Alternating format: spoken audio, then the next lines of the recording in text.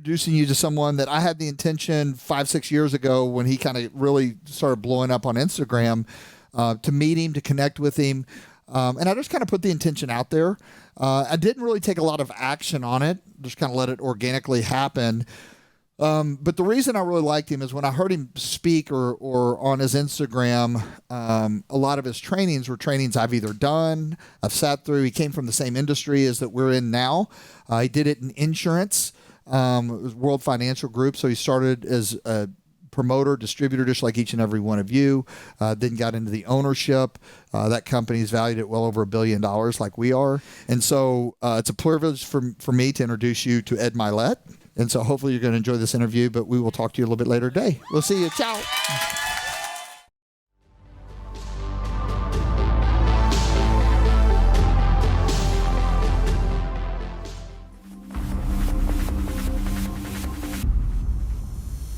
In every person's life, there's a handful of moments that define their life. But you have a lot of minutes, you have a lot of seconds in your life, but would you agree with me, maybe up to this point, there's been 5, 6, 7 moments that have kind of defined where you are in your life. You were born with something special in you. You were born with a light in you. Obviously, I've been following you for years on social media. And like Ed and I had a conversation yesterday, and I was just saying that, there's some people on social media, there's a lot of people that have a lot of great content.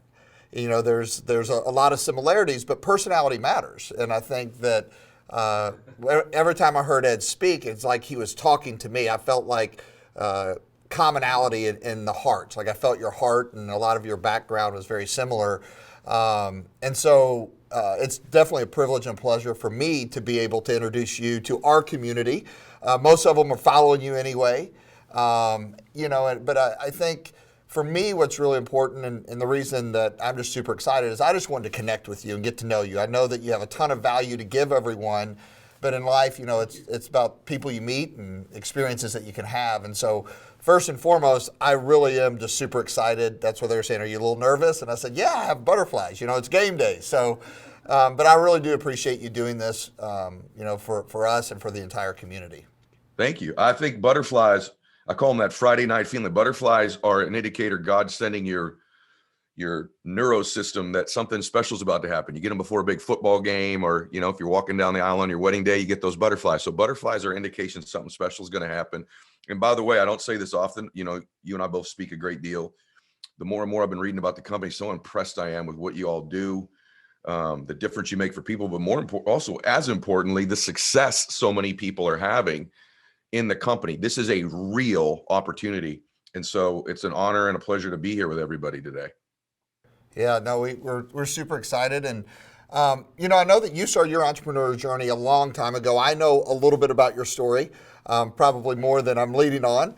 But what I'd love to do, Ed, I said, is number one, you're just sharing with us that you had your 35th Valentine's celebration with your wife yesterday, which I think is huge. I mean, that shows, listen, marriage is one of the toughest commitments you'll ever make. So congratulations on that.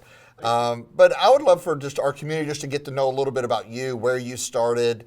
You obviously have a wife. I know you have beautiful children. And if you don't mind just kind of giving them a little perspective on who you are. Well, I think when someone asks me that, I'm an average human being from probably I was raised lower middle class, really loving family. But like for a lot of people probably listening to this, I came from a dysfunctional family. My dad was an alcoholic first 15 years of my life, pretty severe one. And then got sober and became a completely different person and was my best friend up until he passed away last year. But I grew up in a house, if anybody relates to this, there was stress, there was anxiety, there was angst all the time. And so even when I was a little boy, it's interesting. I think everything happens for you, not to you. I say this all the time. And I've had some success as an entrepreneur and in the personal development space with really limited skills. I only have 3 or 4 really, significant talents, I think. One of them is my ability to listen and to persuade people. And that's because my dad was an alcoholic. Interesting thing, when my dad would come home, I had 3 little sisters, and I would have to figure out which dad was walking through the front door. I'm talking like 5 years old. I'd have to read him as a little boy. Is this drunk dad who I've got to hide my sisters and my mom from, or is this sober dad who's going to play catch and give hugs to everybody? So as a little boy, I would read him, and I got so good at reading people, and then I would get good at persuading him. Hey, Daddy, let's me and you go in the backyard. If he was drinking, to get him away from my sisters. And so my number one skill in business is my ability to listen and my ability to persuade, both of which come from something that most people would think was tragic in my life, but actually it happened for me. And it sculpted me into the person I am today. You usually kind of learn that stuff in hindsight. So I came from a loving family, but certainly a lot of dysfunction. And as a little boy, I had no self-confidence. The reason I got into personal development was because I had to just get to be a baseline functioning person, just decent confidence, decent identity, just some self-worth. And then I got addicted to it, and kind of became a beast with it, and created my own strategies and mindsets and techniques that I teach today. All of that's born from, I guess, something that most people would call would be a really tragic or trying experience. Yeah. And one thing I would do want to ask you about is, I call it the defining moment. At least I think all of us as entrepreneurs have it. The McKinney home, I think, was one of your defining moments and perspectives, which we can get into the future. But I just remember for me, I was chasing money in my 20s, and I had an event. And after the event, I met with a girl in the back. She said, "I want to talk to you." And she's like, "I've never had anybody talk to me like that before." And I could feel her weight. And that was a defining moment for me. It's like, what are you doing? It's not about the money. It's something deeper.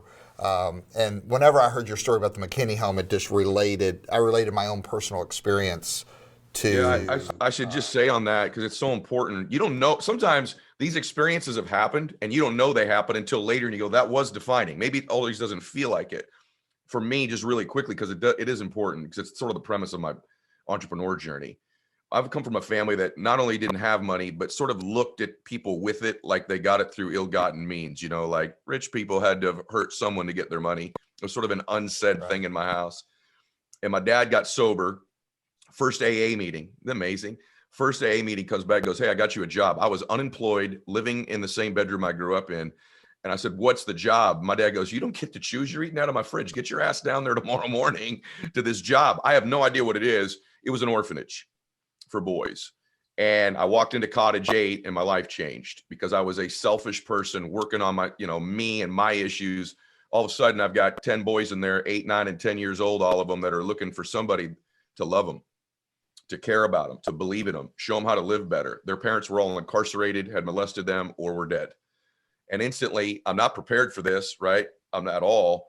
And I walk in here and I've got to be their father, their brother. I got to take them to school. I'm there when they open up presents on Christmas Day. I took them trick-or-treating. When a girl broke up with them, I was there. And it just changed my life, because all they wanted, to be loved, cared for, believed in, and someone show them how to live better. And you know what I figured out when I got into business? Because I got into business when I was working there. That's adults. That's every human. Great leaders love people, care about people, pour belief into people, and show them how to do a little bit better. And that's been my overall philosophy since I started in business, was to be loving and caring. And coming from kind of a masculine man, that's a little bit different. I'm built a certain way. I've got a voice. This is not a face of, you just smile at right away.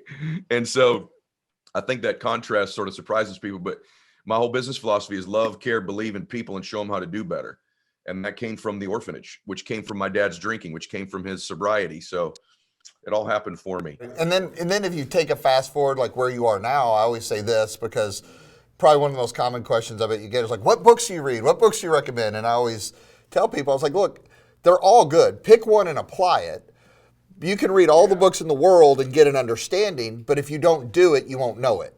And I always say that, like, those experiences, like you said, after you go through them and you learn and you stack all this knowledge and understanding, now you also have the experiences and wisdom that you can look back and be like, oh, that's what was going on. That's what happened. That helped shape me, or that happened for me.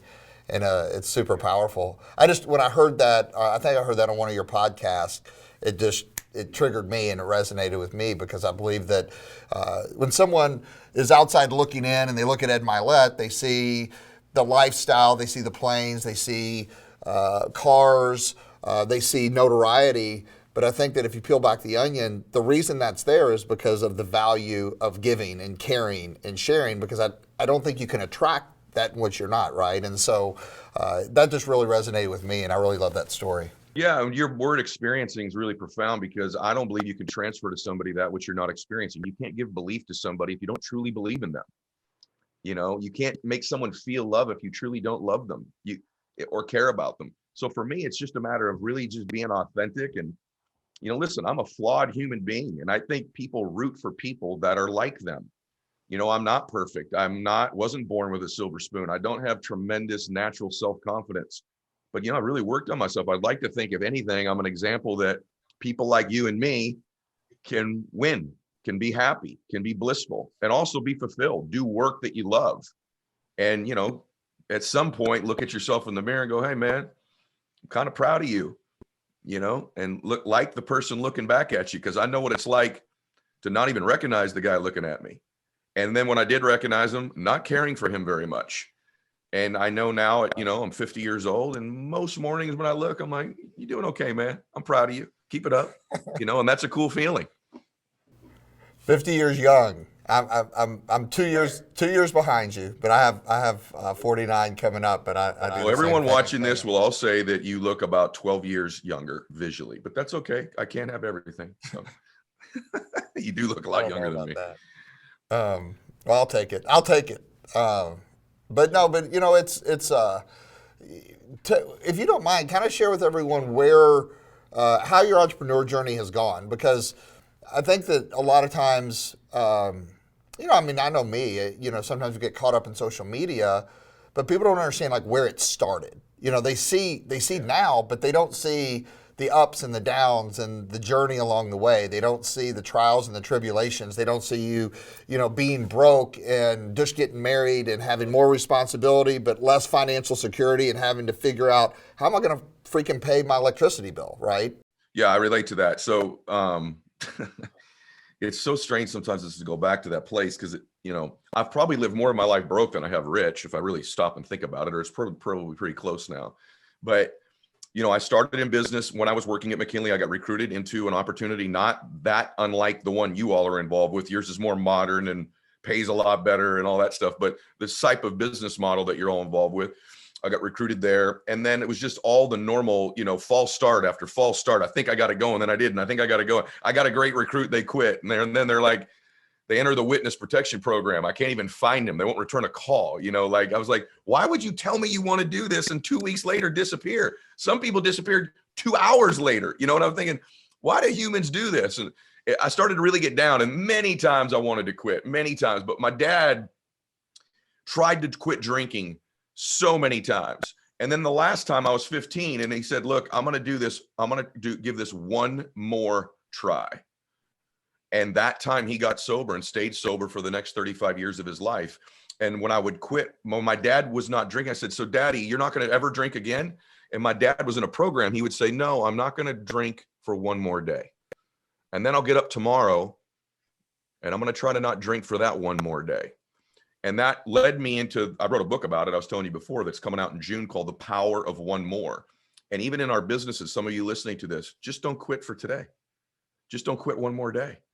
You are truly one relationship, one contact, one meeting, one interview like this away from completely transforming your life. And if you quit, you'll never know. And so for me, it was really the power of not quitting, and then finally starting to figure out the recipe for me. And the recipe for me was, I had to find out, what do people want? Like, this is a real learning moment for everybody. I don't think, by the way, on social media, what I will say, to toot my own horn, is I was worth hundreds of millions of dollars before I ever made a post. And I think it's rare to find somebody on social media who didn't get rich because they're on there. Or maybe really aren't even rich. They're leasing their plane. They're mortgaged to the hill.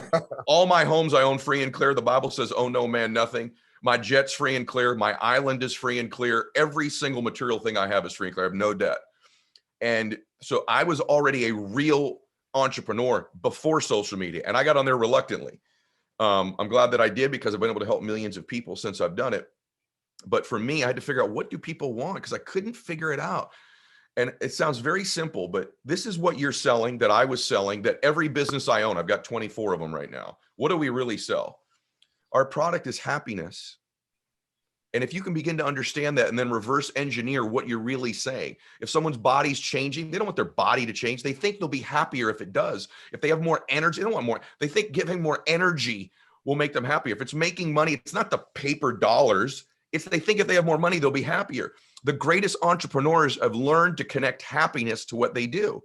And I mean like some bizarre connections too. Like Ray Kroc buys this hamburger stand.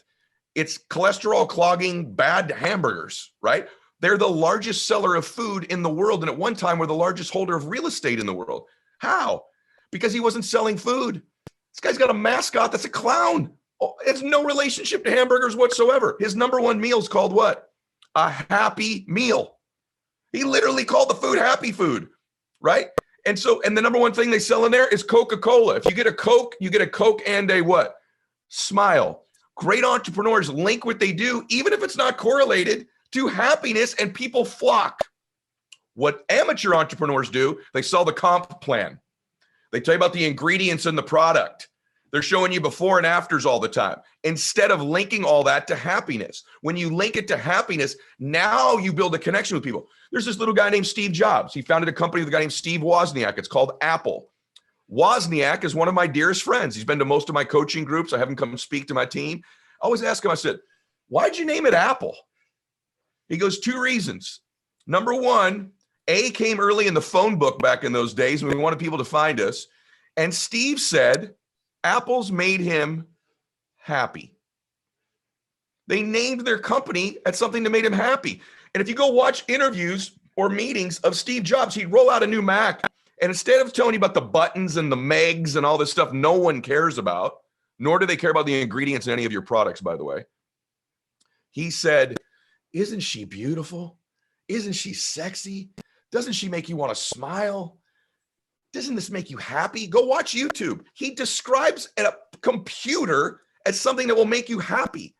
So this is something no entrepreneurs teach, I think, other than me. Everything I do is linked in the back of my mind. This human wants more happiness. And if I can get them on my team, they'll be happier. If I'll lead them, they'll be happier. Make more money, they'll be happier. More recognition, they'll be happier. Use our products and change their body and life, will be happier. But I link it to happiness, and I'm cognizant of that connection all the time. Once I did that, most of my struggles ended. Because prior to that, last thing I'll tell you, I didn't just have my power turned off, man. I went a month with no water. A month and a half after I got married, we had a house foreclosed on. My wife's car got repossessed. I moved into an apartment, not that far from here, by the way, less than 2 miles from where I live right now, maybe 2.5 miles. And our water got turned off. And my new bride and I would have to get up every morning, freezing cold, go down to the pool, the outdoor pool at our apartment complex. There was no curtain. I would hold a towel up while my new bride took a shower in the freezing cold. And then she would switch and hold the towel up for me. And then completely emasculated, we would walk back up to my apartment. I'm living a nightmare, and every day trying to sell the dream of getting into business with me. Right. So I know what that's like. And then I know what it's like to go from not having running water to this day, man. When I take a shower in the morning, maybe like 30% of the mornings, not all of them, but a lot of them, when that water hits my face, I go, thank you, Jesus. Thank you, God. And I'm not exaggerating that. And I live on the ocean. Right? I have an island in Maine on another ocean. I have a $35 million house in the desert. I fly to that place on a $40 million jet. And I'm telling you, most of my gratitude comes from water, because it was such a traumatic time in my life. What I can tell you is that if you'll overcome those times, you will have one of the great stories and testimonies of all time. Your test, you've all heard this, becomes your testimony. It's truly accurate with me.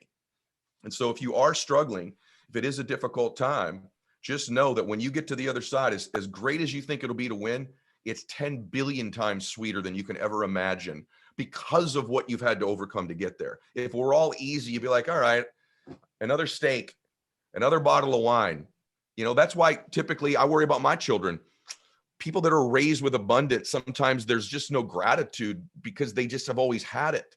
Something that's so difficult to achieve, there's a correlation between your gratitude for it. So that's why I sit here most mornings, very grateful.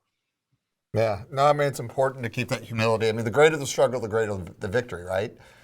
It's the blessing to go through and get on the other side of it. It's just a lot of times people don't see the other side. They let whatever's in front of them. That's what our event's about more, as we talked about yesterday, it's about everybody wants to do more, right? They want to be more, they want to make more money because of what they think it's going to make them happy.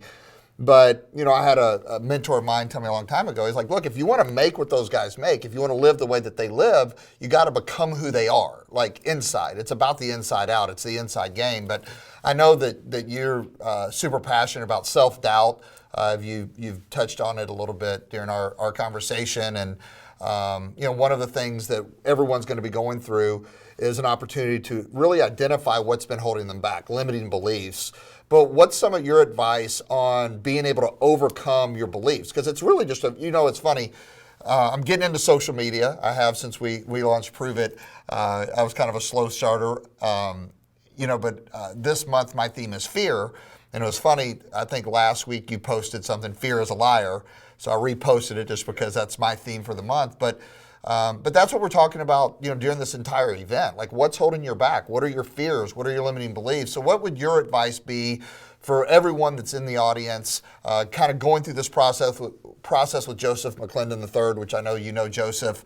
What would you tell them to do to destroy that self-doubt? You have to create a new story. You have to quit telling yourself your old story. And although I do think it's important to find out what's holding you back, more importantly, it's to create a compelling future.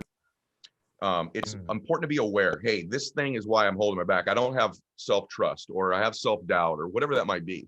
But what would you need to believe in order to be successful? Because a belief is like the complete filter of your life. When you have a belief, it's like an empty tabletop. It's just kind of weak when you first establish one, especially if you do it at this event. But then what happens is when you believe something strongly enough, it reveals itself to you in the real world. So then you'll see a reference for it. My mother-in-law is a great example. She's the most Christian lady you'll ever meet in her life. She sees Jesus everywhere. Bless her heart. I love her. The wind blows. Thank you, Jesus. And she's a reference. There's Jesus. She gets a deal at the grocery store. Thank you, Jesus. So she sees it and she's got this deep belief over 75 years of life now that she's reinforced with real experiences because of the belief. So here's what I would say to everybody. One, you got to check your self-confidence. Self-confidence is fixable.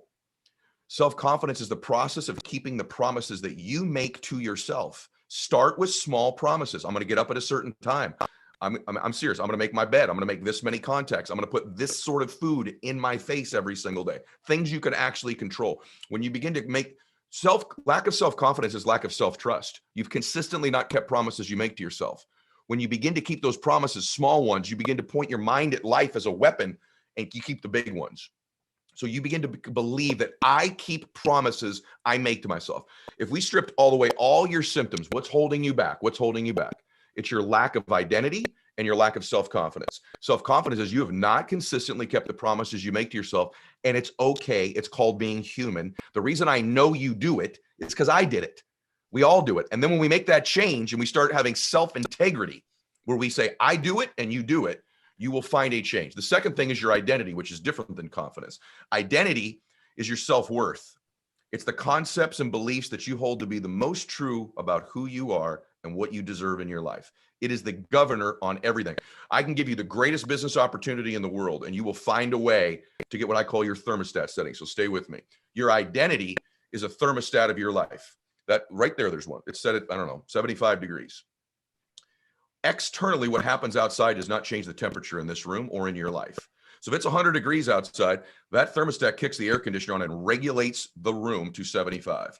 Your identity is your thermostat setting. It will regulate the temperature of your life. So if you're at 75 degrees of happiness or fulfillment or wealth, and we start heating your life up, you start to make a little bit more money, your team starts to grow, you will find a way, if you don't raise that identity, to cool it back down again. It's going to seem circumstantial, coincidental, someone quit, there was a car accident, a bill, nope, you cooled it back down.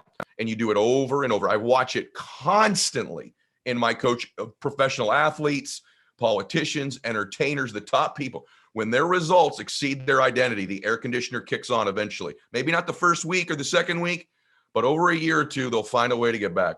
There's a happiness thermostat. There's a relationship thermostat. There's a financial one. And until you start raising that thermostat, no matter what the skills are, no matter what it is, you will find a way to cool it back down. You'll also heat it up, by the way, if you go below it. So the key thing at this event is to identify for you what promises you can start keeping to yourself. What beliefs would you need to have about you in your identity and your self-worth, and I'll give you one just to start with. You should give yourself more credit for your intentions. You think everything is predicated on your skill. Well, if everything in your life is predicated on your skill, you'll always be chasing it, won't you? Right? You'll never get the result because you got to get better and better and better all the time. Well, yeah, you got to get better, but what if just you started to give yourself worth and credit for your intentions? Wayne Dyer wrote a book when I was young. I was with him when he wrote it, called The Power of Intention. I get most of my self-worth from my intentions, which is that I may not be the smartest. I may not have been the fastest or the strongest, but I'm a good man. And I intend to help people. I intend to do good. And I believe that means I should be rewarded for that. And a lot of you have faith. There's a holy trilogy of identity. Faith, if you have it. A lot of you have God every day of the week, except when you walk into a business meeting. Then you check him at the door, right? I bring him with me. That's my business partner for me. 2, your intentions. Intentions. I intend to do good. I intend to help this person. I intend to care about and love them and believe in them. Therefore, I deserve to have a higher thermostat setting. And the third thing is associations, which is what's the power of this company. The power of this company is the powerful leadership, the powerful associations, the people who live at 100 degrees when you're at 75. They heat you up by proximity to their temperature level or somewhere in between. So if you want to change your identity, it's your faith, bring it with you if you have it, your intentions, and the power of the associations you have. And all of a sudden that identity changes and your thermostat setting starts to heat up your life rather than cool it down. Love it. Power of intention. Intention matters. I agree 10,000%. And what I'm hearing you say when you say that is that, you don't have to have it all. Just have the intention of, when I say all, in the inside game, just have the intention that you're going to have the intention that you're doing it for the right reasons, not necessarily the wrong reasons as well. Yeah, well, momentum's a magnifier. So when you start to create momentum in your life, it makes great teams better than average teams. Not every single year the best team wins the Super Bowl. It's the hottest defense, the hottest quarterback. You get momentum in your life. I'm a product of 30 years of pretty good momentum because of that identity. I'm always working on myself. I'm always trying to find an edge or an inch or a way to get better. I'm always trying to do. Listen, I'm not plugging something, but I told you, I wrote a book that's going to change the world that comes out June 1st. It's called The Power of One More. And it's not some hokey thing. Yeah, there's a power of one more call, one more rep. When I'm in the treadmill in the gym, I never do 30 minutes. I do 31. I don't tell my daughter I love her once a day. I tell her one more time. I tell her twice, right? So there's a power of doing one more in your life. But then I add up 19 one mores. The first chapter is how to change your identity. I call it the Matrix. It's not out till June, but you can pre-order it on Amazon if you want. By the way, I have nothing to sell you, so you can just get the book. But I must say to you, I give you 19 of them. If you wonder about how powerful one more is, it's how you shift your identity. When you all of a sudden start to say, I always do one more, you begin to believe you're worth something different than most people. You begin to change your self-confidence and identity simultaneously. Think about this for a second. You only know the power of something in its absence. So like my dad passed away, who was my best friend. What do you think I would do for one more round of golf and talk with my dad? What if all of you, the person that you love the most, you knew you had one more day with them? How different would that conversation be? What if you only have one more meeting, this meeting, to really make a mindset change? How different would it be? What if I told you you're only going to walk in your room and see your daughter or son one more time? What would you say to them? And what if you started walking in their room every time, thinking that every time? See, there's a real power to doing one more. Then the questions are, what are those one mores? And so for me, my identity and self-confidence is basically connected to what I told you and the power of always doing one more. When everybody else does 10 emails to finish their day, I do one more. When I've got 2 calls to make at the end of the day, I always do one more, right? My wife, when I tell her, hey, babe, I love you, a lot of guys go, did it for today. I make sure I just find one more way to tell her that day, right? Call my mom one more time. Make one more prospect call. Talk to my team one more time today. Make one more text message, right? One more Instagram post, one more. You start stacking those up. Not only have you done more, you think you're worth more. When I hear you talk, like I said, there's so many similarities in your life path and mine. And you're talking about your dad. My dad passed away 2.5 years ago, almost 2.5 years ago.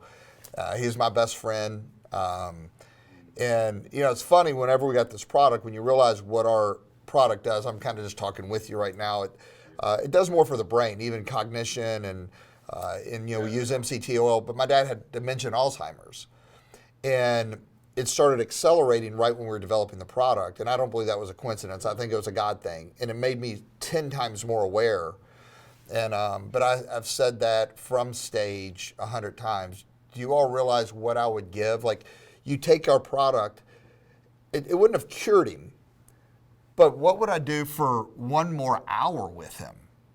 One more conversation? I give it freaking all. I give everything I had. I'll figure out a way to get it back. But, so the whole premise, when I heard you talk about your book on social media, it might have been 6 months ago. I told you it resonated with me because of that power of a little bit more, one more. I mean, it's the effort. People think, oh, well, it's the thought that counts. No, it's not the thought. It's the effort. You have to take effort to follow. Everyone thinks good stuff, but it's the effort of one more. This is why I love you, brother. It's the both, isn't it? Like, I actually mentioned this in the book. Think and Grow Rich is one of the most important books I've ever read in my life. But the truth is, you don't think yourself it's the to get fundamental. rich. You have to have congruency between your thoughts and your actions. No one's talking about this. You don't just sit around and think, although you do have to think to create the right action. So what's the thought and the congruent action I must get together to create a change? Exactly what you just said. And that's why I wrote the book. And I'm not a book guy. I'm not a book pitcher guy. Like, just conceptually, even for learning here, if you don't get my book, I hope the power of doing one more begins to resonate with you. And then what are the one mores? Like, all right, one more what? How do I change my day? How do I change my confidence? How do I develop what I call equanimity? There's a whole chapter on equanimity, which is basically calmness under duress. Can you perform at a high level during stressful situations? How does one do that, right? Faith. I talk about faith in the book. So there's a bunch of different one mores in the book that I think are valuable. How do you lead? There's 2 whole chapters on leadership, on the power of one more as a leader. How do you correctly lead people? So, but your point of the taking of the actions, by the way, the fact that you feel so strongly about what you said about your father just speaks to what a good man you are. And that's why you become so successful, is you intend to do good. But I think you're cognizant that you do, and you give yourself a little credit for it. Whereas most people are just these good people running around life and just think, well, everyone's good. Nah, I don't know if that's true. You're pretty special if you're an entrepreneur and you want to serve and you want to make a difference. Draw some strength from that intention. Right. Well, it's the entire vision and mission of our company, which I think you can relate to.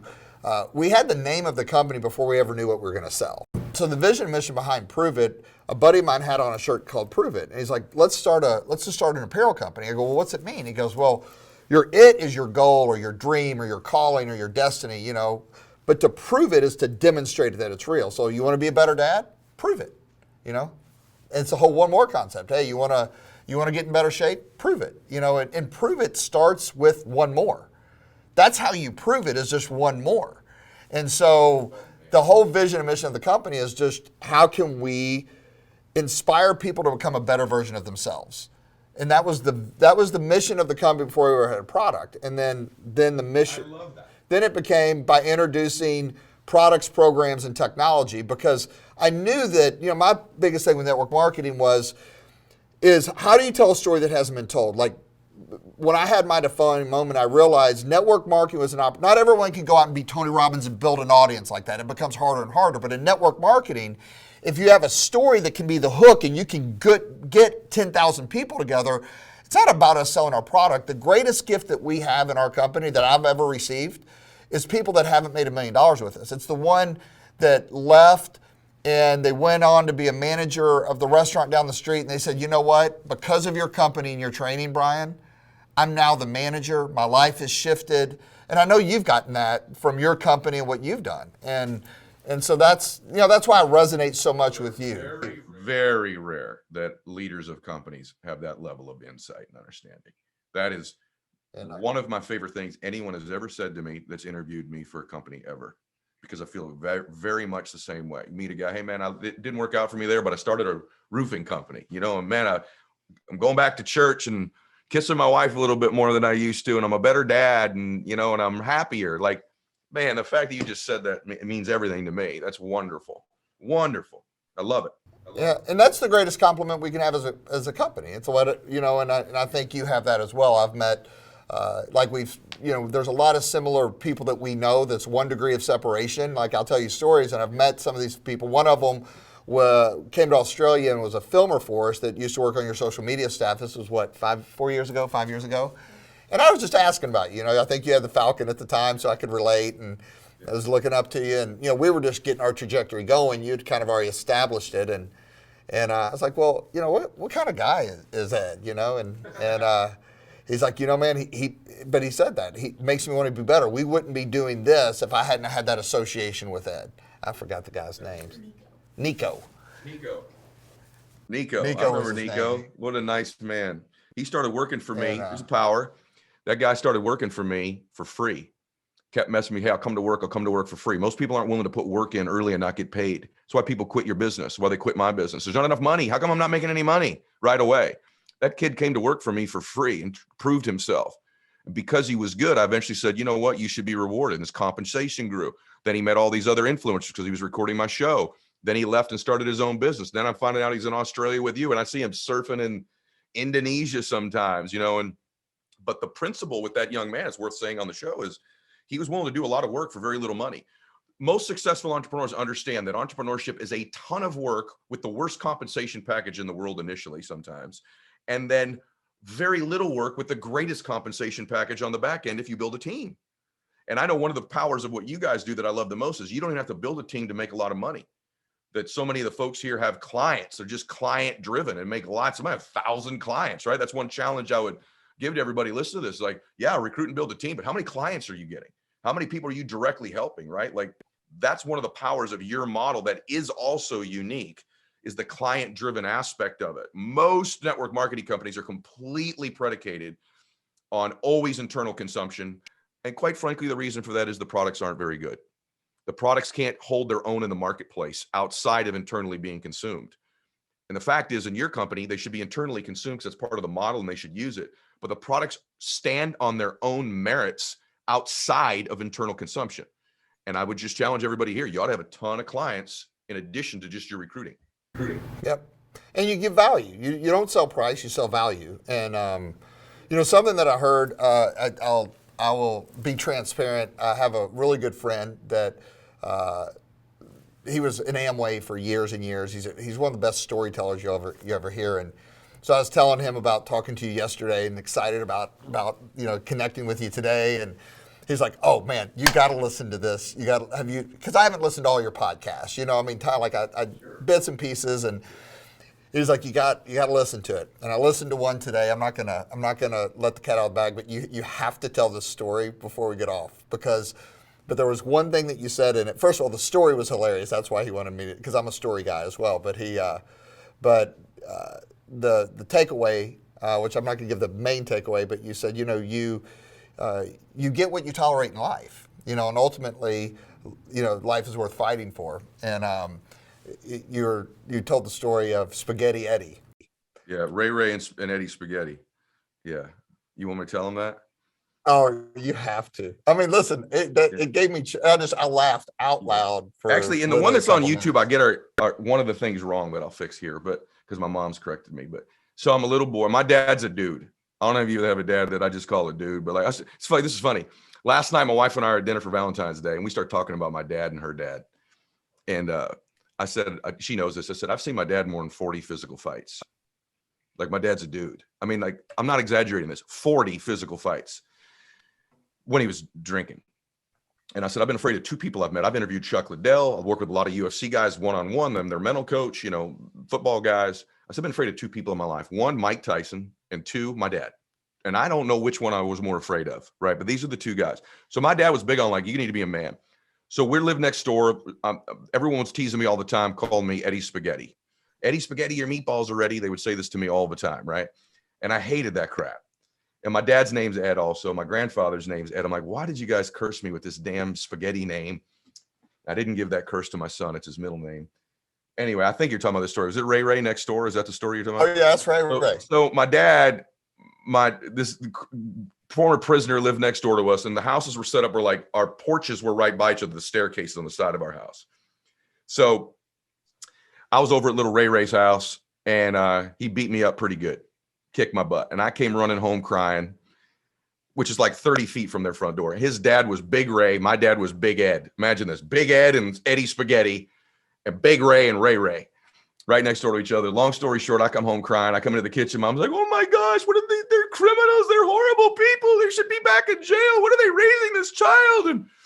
And I'm crying, no, Mom. And I hear this doom, doom, doom, doom, doom. And it's my dad walking from the other room in here. He goes, what's going on in here? That criminal next door beat up our son. And my dad goes, come here. And he gets down and he goes, listen to me. Life's going to give you what you'll fight for. And you're going to learn that lesson right now. You go over there and kick his ass. And I'm like, Dad, I thought we were. He said, you listen to me. You don't come home. You don't get dinner. No spaghetti if you don't go beat up Ray Ray. This is my dad. I'm like, okay, Daddy. And I walk my little butt over next door and I knock on their screen porch. And I remember Big Ray opens the door, tatted out, tats everywhere. He goes, yeah. I go, Big Ray, my dad said I have to come over here, beat up Ray Ray so I can have dinner, come home. And he goes, I like it. I like that kind of party. Ray Ray, get over here. Ray Ray. And I hear this little bulldog running, Ray Ray, and he runs over this just bulldog of a kid. And we get out in the driveway. He goes, let's get out in the driveway. Let's scrap this up. And it's all oil stained. He's fixing his cars in the driveway. And all of a sudden he puts me over there, Ray Ray over there. He goes, go. And me and Ray Ray get into it, man. And somehow by some fluke of God, whatever, I get Ray Ray into a headlock. I get this little dude in a headlock. And I don't really know how to fight. So I'm giving him noogies. You remember noogies where you like rub their head? You remember this? I'm noogie and Ray Ray, Ray Ray, Ray Ray. And I'm scraping his head. And finally I noogie this kid to death basically. And his dad stops and he goes, that's it. Eddie got you. Now shake his hand. And we shake hands. And I walk by. My dad was at our screen porch watching this whole thing. And I walk my little butt back to the house. Again, my dad goes, come here. That was awesome. Gives me a big hug. Let's get some spaghetti. And we run into the kitchen. And so it was one of these lessons I learned. Life will give you what you're willing to fight for, not what you'll tolerate, right? And it's only going to give you what you'll tolerate. So anyway, I told this story on stage, and my mom always makes me say this afterwards because it was cool that I beat up Ray Ray. The part that I don't even know why this is relevant at all. I have no idea why this matters to anybody. And this is the correct ages, but I was 7 and Ray Ray was 4. But I don't think that should have any relevance to the story. I heard that. So to the story, but it's actually true. I was a full 7-year-old and he was 4 years old, but I did still give him noogies and beat him up, and it was a good But night. hey, listen, but the message is you have to be willing. I mean, if something is worth having, it's going to take a fight. It's going to take effort. It's going to take investment. It's going to take sacrifice. And you've interviewed, how I very first, I think, became aware of you is just, you did a ton of interviews, right? You've interviewed just a ton of people. And, on your show. And I think that's one, I don't even remember the interview. I have 2 questions around the interviews, but we were talking earlier, and just the one more, just do one more. I watched a video on, obviously being a basketball guy, Kobe Bryant, and it's funny because since his death, I've learned to appreciate him so much more, the depth of who he was, because, I was a Michael Jordan guy, right? And Kobe was after Michael and is kind of a competitive, mentally for me. And, but a video that I've seen recently, talking about one more, is he talks about the power of exponentially how he accelerated his performance and his skill set because he did one more practice a day than everyone else. So he would wake up he would wake up at 6 a.m. or 4 a.m., get to the gym by 5:30. So it allowed him to do one more practice session rather than getting up at 8 and going at 9 or 10. So he'd get one more practice session in. So he said over the course of 4 years, one more practice session exponentially gave him 10 years on everyone else. So people with the same skill level or the same athletic ability couldn't catch him after they were in high school or middle school because he kept that pace. They couldn't catch him. Send me that clip. I will. I'll send it to you. And but when you're talking about one more, that's the power of one more, right? You add one more practice in a day, just 1 hour. And you multiply that times 365 times 4, you're a completely different human being. And that's true in every And area. that's what he right? was. I interviewed, and he's one of my best friends, is Tim Grover. I've interviewed him twice. He's I very rarely will have someone back on the show more than one time, because we've had the conversation. So I'd love to get him to speak, by the way. I love him. I can connect you with Tim easily. And I love Tim. And I asked him, because some of you don't know this, he was Kobe and Michael's trainer. And I said, what's the difference between Kobe and Michael? And he said, they're both killers. They're both the hardest two working guys ever. He said the difference was I could at some point persuade Michael to leave the gym. It was reluctantly, but I could finally get him. Like most athletes, you're begging them to get in. He goes, both these guys, you had to beg them to get out of the gym. And he said, in Michael's case, I finally got to the point where I could persuade him to go rest. He said, I could never do that with Kobe. Kobe was just even different than Michael in the sense that he just would not rest. If I got him to leave the gym, he'd wait till I left and come back and work out some more. And so you talk about the power of one more. It's Kobe Bryant exemplifies that more than anybody. I was telling you before this, my daughter played volleyball with his daughter, and I was with Kobe the week before he was passed away. Little weird lesson happened, and this will be a one more lesson too. It was one of these things where I don't know if any of you have daughters that play volleyball or know anybody that does, but volleyball tournaments are a SH show. Like they're just loud and noisy, and they go all day long. And that day, I brought my daughter, he brought his daughter. Thing started at 8 a.m. It finished at 10 p.m. It was the Sunday before he passed away. By the end of the day, there were 3 dads left in the gym and only 2 games left in our game. And I watched Kobe after the game. He had his little daughter in his arm, his baby. And for some reason this day, I don't know why I did it, but I'm glad I did. I was at the other end of the gym with my daughter and her group, and I watched him with his daughter. The game was over, and I watched him. He had one daughter in his arm, and the other one, he was just rubbing her back, and he kept kissing her on the head. And I noticed it. And by the way, Kobe was a flawed person, if you know his entire story, right? This is a guy, not everything was perfect. And I remember going, I need to kiss Bella more. I need to be more affectionate with Bella. I'm not kidding you. This happened that day in the gym. I'm going to kiss her one more time every day. I'm serious. I watched this. And then I watched him for some reason. I watched Kobe walk out of the gym. He had his Mamba black and white sweats on. What if someone would have grabbed Kobe and said, Kobe, as he was getting into the car with his daughters, Kobe, you have 1 more week to live. What if someone would have told him that? How would that have changed him? What would he have done that last week if he knew? What about the day before? Kobe, 1 day left. 1 day left. How would that change him? What about when he was driving to get on the helicopter that day? Kobe, 1 more hour. 1 more hour. What would you say? What would you think? Because even the great Kobe Bryant had 1 more week and 1 more day and 1 more hour. Here's the truth. So will you. At some point, you will have 1 more year, 1 more month, 1 more week, 1 more day, and 1 more hour, right? What if you started to live knowing that?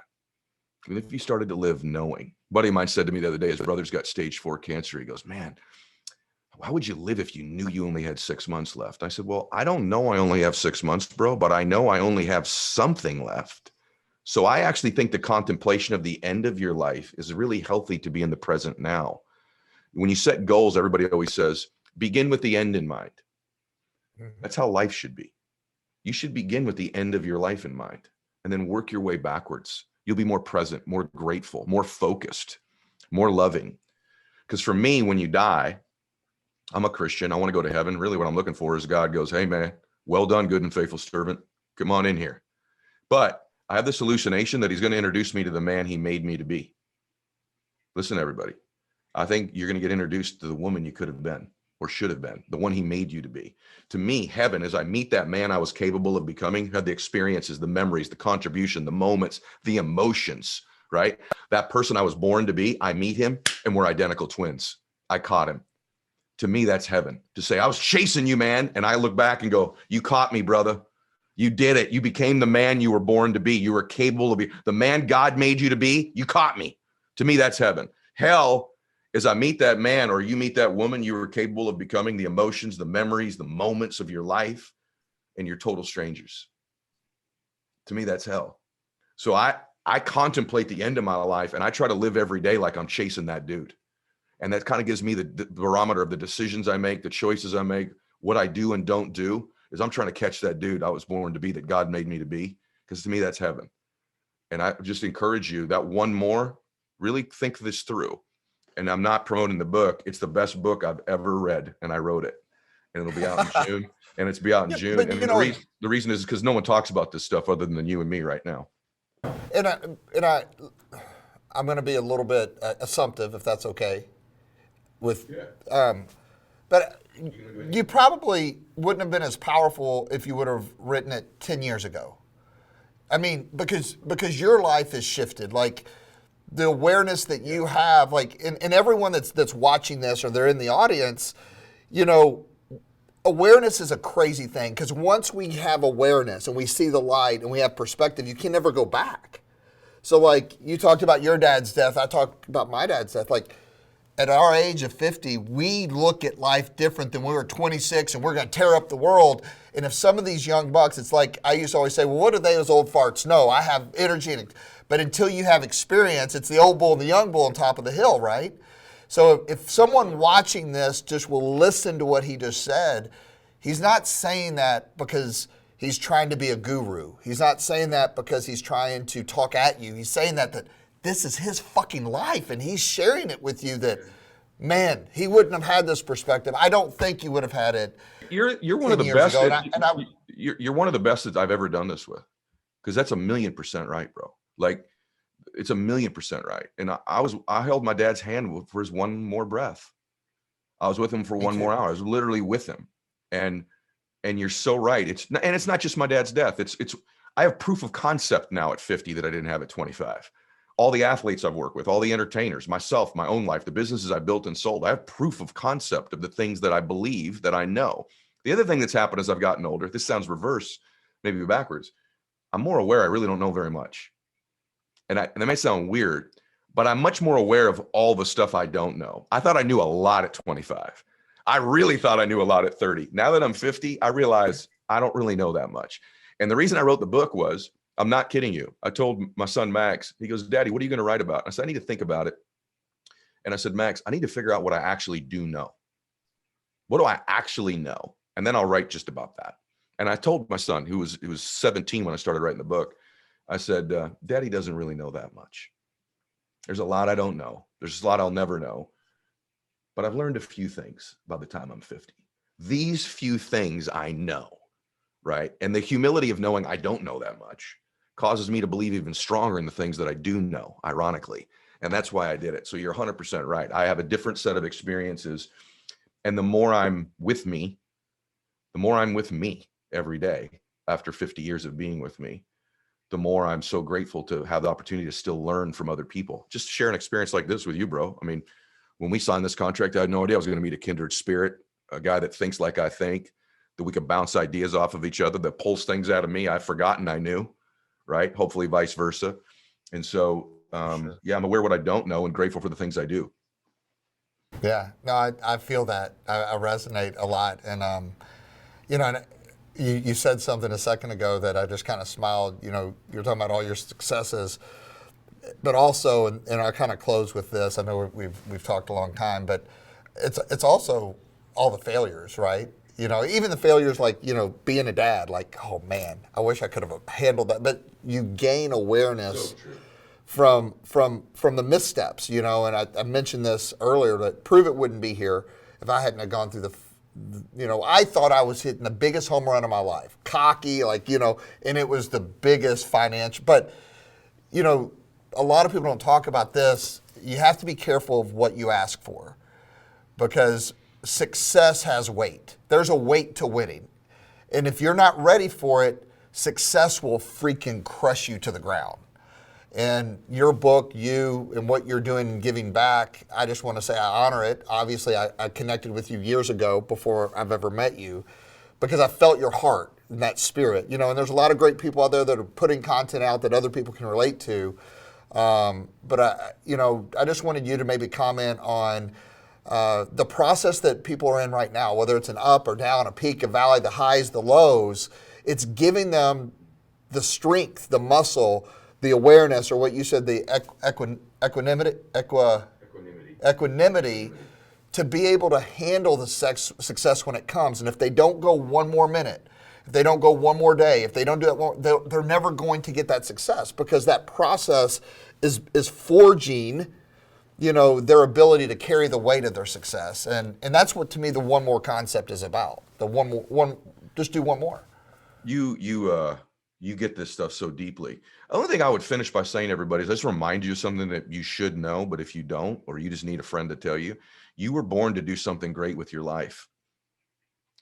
Just let that sit on you for a second. You were born to do something awesome and great with your life. And hopefully this conversation, this event, is a reawakening of that understanding in you. Once you establish that as a truth, I was born to do something special in big ways and small ways. My dad helped thousands of people get sober. I didn't find this out, brother, until he passed away. And because he was in an anonymous program, and I went up to clean up all of his effects, and he had all these index cards on his sink, initials and names of dates. These were thousands of people that he helped get sober, and it was their one more day birthday. And he would call all of them every day. There was thousands of them. At his funeral, famous movie stars would speak that he helped get sober because my dad worked in Hollywood but lived in the hood. And then the next day he would go to a meeting in the hood, and there was a guy 11 years in prison. Ed Mylett changed my life. Ed Mylett changed my life. My dad lived a great life. It wasn't on Instagram, but he lived a special life. He did something great with his life. My sister, none of you ever heard of before. She's blind. My middle sister, she's diabetic. She's a school teacher at a Christian school. I don't even think Andrea makes $40,000 a year. She's living a special life. She's doing something great with her life. She pours into children every single day. She's using the gifts God gave her of nurturing and teaching to the benefit of other people. Remember this, your pathway to your bliss and your fulfillment is to identify the 2 or 3 gifts that are special to you: your kindness, your intellect, your humor, your beauty, your nurturing, your understanding, your problem solving, your empathy, your intensity, your passion, whatever those things are with you. Identify those 2 or 3 skills that they're just gifts to you. They just kind of come good, right? You take them for granted. You think everybody has them, but they're really special to you. And you use those gifts in the service of other human beings. In this business, you're going to find your pathway. So you were born to do something awesome. The ups and the downs are all the mosaic of your story of who you're going to become. And each one of them, there's been a little lesson. You are truly one new thought away from a new life, one new decision, one new chapter of your book. Remember this, you're playing a role. You're a character in the story of your life, and you're the lead character. And I say this often, but I just want you to think about this lastly. I know we've been a long time. You ever go to a movie and at the end, it's so good, you stay and you read the credits? You're just like, this one just hit me. And you stay there and you're like, and it shows actor, lead actor, Robert De Niro, Meryl Streep, and then it names the main characters. But if you stay long enough, it'll say they don't even name them. Cab driver number 2, bouncer number 3, guy with the flag number 1, right? The kind of the background people, right? The extras.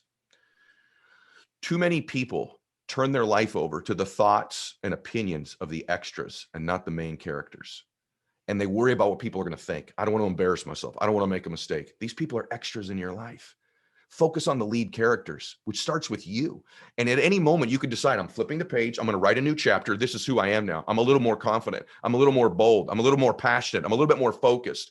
And you just start becoming this new character, and you start to write that chapter. You've written other chapters. Why can't you write that one? You've had up and down chapters. You can decide right now at this event, I was born to do something special. Yeah, me. All my shame, all the mistakes I've made, the things I'm not proud of, the failures I've had, it's okay. Drop those bags off. Stop using those bags and these extras who are haters or aren't rooting for you and don't matter anyway to hold you back from this story of your life, because that story has an ending. There's going to be a final chapter. And you don't know if it's one day away like it was for Kobe, or 1 hour away like it was for my dad, or maybe it's 1 decade away. But it is there. And you got to quit wasting time on these previous chapters, on these extras, on carrying your past into the next chapter. And clearly at this event, have this breakthrough where you go, this is the new me.